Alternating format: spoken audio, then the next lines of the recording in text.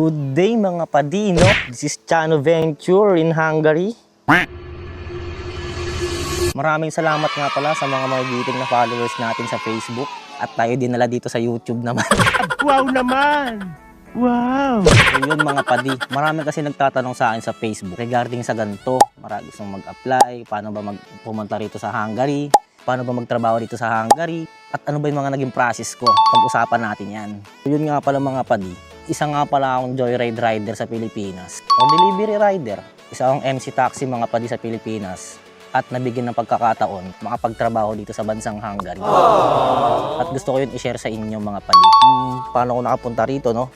Meron ako laging dalang resume din sa may motor ko, no? Bali lagi yun, marami akong Xerox nun. Tapos kapag once napunta ako sa mga, kunyari may drop off ako sa ganito. Madalas kasi sa Manila Makati, ganyan. Nagda-drop box ako mga padi. Yun, tapos nagulog ako ng resume ko. Pero ready na rin naman na yung passport ko nun. Tapos syempre, kailangan mo rin talaga ng experience. So bali ako mga padi, may experience nga pala ako sa warehouse, machine operator, kahit nga sa dishwasher mga padi, pumasok din ako. Kumbaga, na-experience ko yung magtrabaho sa mga restaurant, sa mga catering, mga ganon. Tapos doon ko nilagay yung sa experience ko mga padi. Hanggang sa yun, nagpasa ako ng mga resume sa mga legit agency. Ang dami kong pinasahan mga padi, sa totoo lang.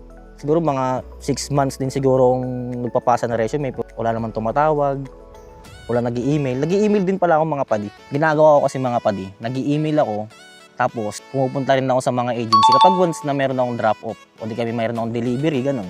Tapos naguhulog ako sa Dropbox. Bigyan ako ng pagkakataon nitong, alam ko November, December yun last year. Tapos may nag-email sa akin, which is yung Peridow.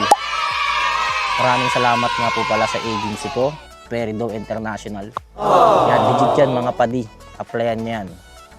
Tapos yun, nag-email sila sa akin. Alam ko, meron pa sa akin yun Nag-email sila sa akin mga padi. Tapos yun, syempre, tuwan-tuwa na ako. Kailangan mo dumaan sa initial interview. May test yan, may height. Yun, mga padi. Tapos hanggang sa nag-process na yun, papunta sa medica, hanggang sa ma-fit to work, visa, PIDOS, yun, hanggang sa nakaalis tayo mga padi. Thank you, Lord. Kailangan mo ng tiyaga mga padi sa pag-a-apply. Katotoo lang.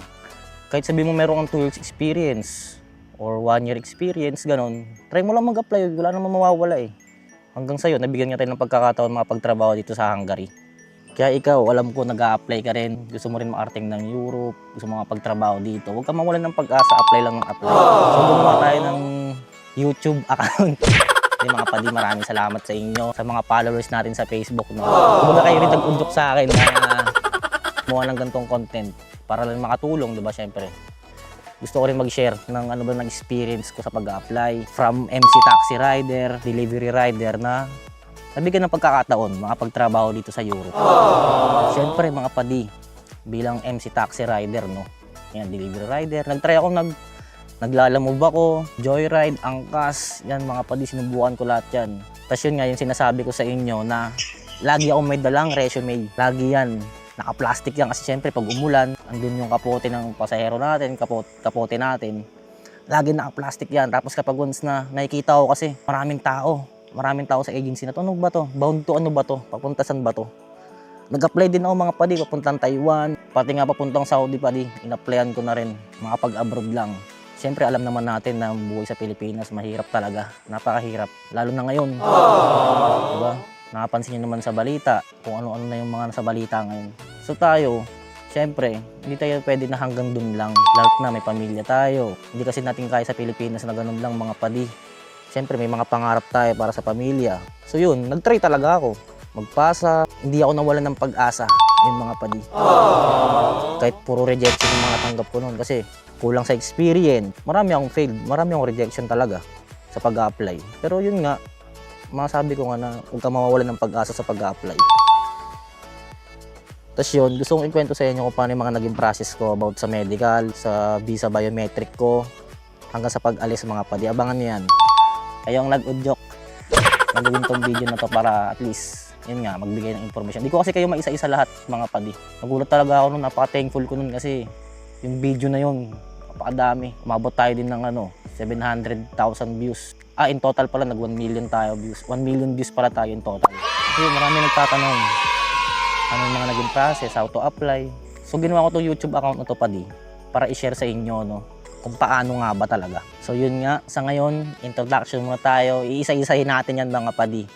Sana supportahan nyo tong page, YouTube channel na to. Tsaka yung page ko padi Chano Venture sa Facebook page. 11k followers na tayo. Maraming salamat po ulit. So paano mga padi, hanggang dito na lang muna. Peace out!